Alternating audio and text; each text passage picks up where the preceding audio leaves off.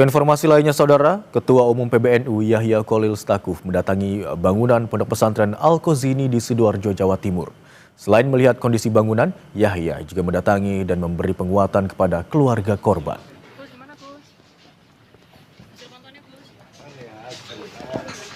Ketua Umum PBNU Yahya Cholil Stakuf mendatangi Pondok Pesantren Al-Kozini Sidoarjo.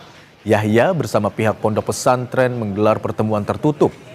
Setelahnya ia melihat kondisi bangunan yang roboh di tengah pondok pesantren.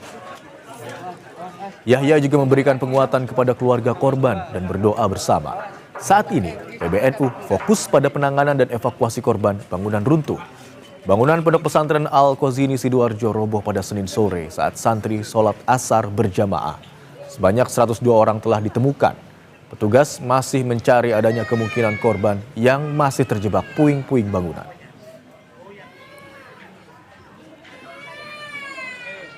Dan untuk mengetahui informasi terkini soal evakuasi korban, kita sudah terhubung dengan Kepala Kantor SAR Surabaya, Nanang Sigit. Selamat siang, Pak Nanang. Hingga siang hari ini, bagaimana upaya evakuasi terhadap korban yang kemungkinannya masih ada yang terjebak di bawah reruntuhan puing-puing bangunan pondok pesantren? Ya, sampai dengan siang hari ini, proses evakuasi masih berlangsung.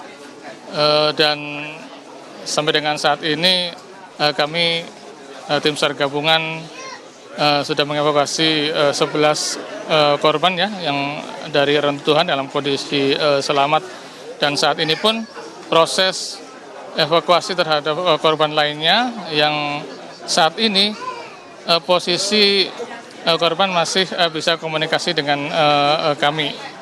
Kemudian kami mencoba membuka akses terhadap korban tersebut. Memang cukup sulit karena korban berada di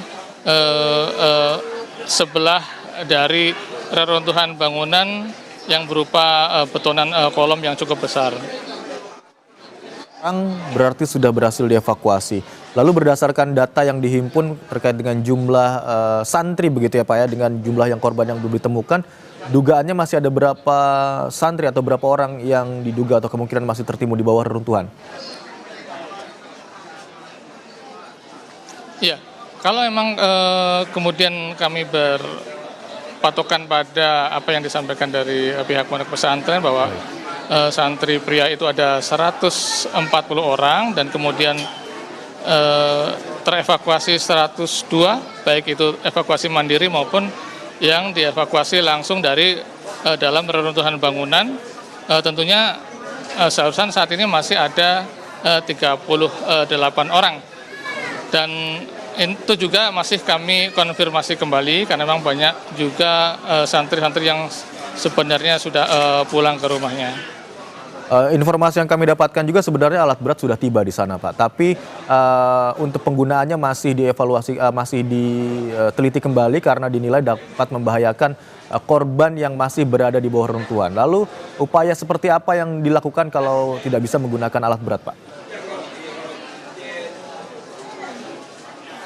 Ya, untuk alat berat memang dari hari pertama atau kemarin sore sudah berada di lokasi kejadian, lokasi reruntuhan.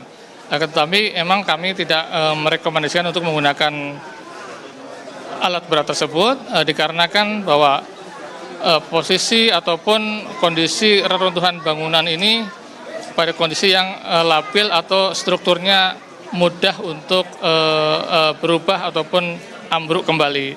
Sementara kami saat ini masih fokus dari hari pertama sampai dengan hari ini, siang ini, masih fokus untuk melaksanakan pertolongan terhadap korban yang masih kondisi hidup. Sehingga jika menggunakan alat berat tentunya akan menggeser ataupun merusak struktur bangunan yang akan mengakibatkan ambruk kembali dan justru malah akan membahayakan bagi korban-korban yang saat ini masih kondisi hidup.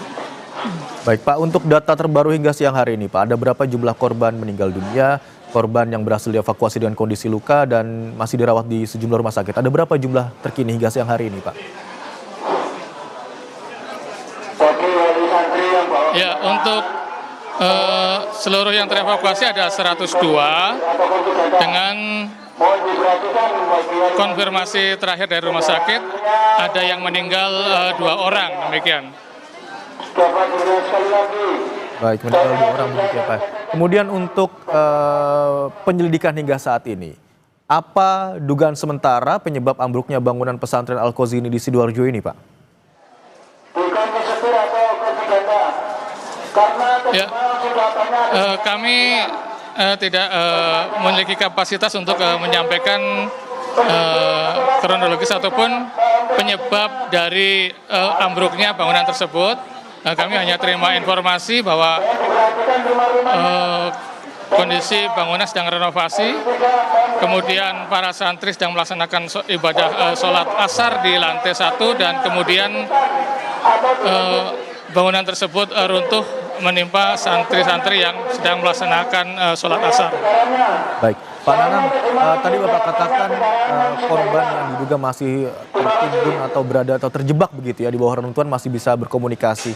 Berarti titiknya sudah diketahui oleh tim SAR begitu Pak ya, tinggal menunggu bagaimana korban dapat dievakuasi. Betul begitu Pak Nanang? Ya, untuk saat ini kami masih menangani 1 korban yang masih hidup di dalam reruntuhan dan kami bisa berkomunikasi secara verbal dengan korban. Kemudian kami sudah mencoba membuka akses dari tadi pagi sampai siang ini. Kemudian kami sudah berhasil memasukkan baik itu oksigen maupun juga kami memberikan suplai minuman dan makanan kepada korban tersebut. Baik, kita doakan bersama agar seluruh korban dapat dievakuasi segera dalam keadaan selamat dan tim SAR juga dapat dimudahkan untuk proses pencarian dan juga evakuasi korban. Terima kasih atas informasi yang Anda bagikan di Kompas siang hari ini. Kepala Kantor SAR Surabaya, Pak Nanang Sigit. Terima kasih Pak, selamat siang.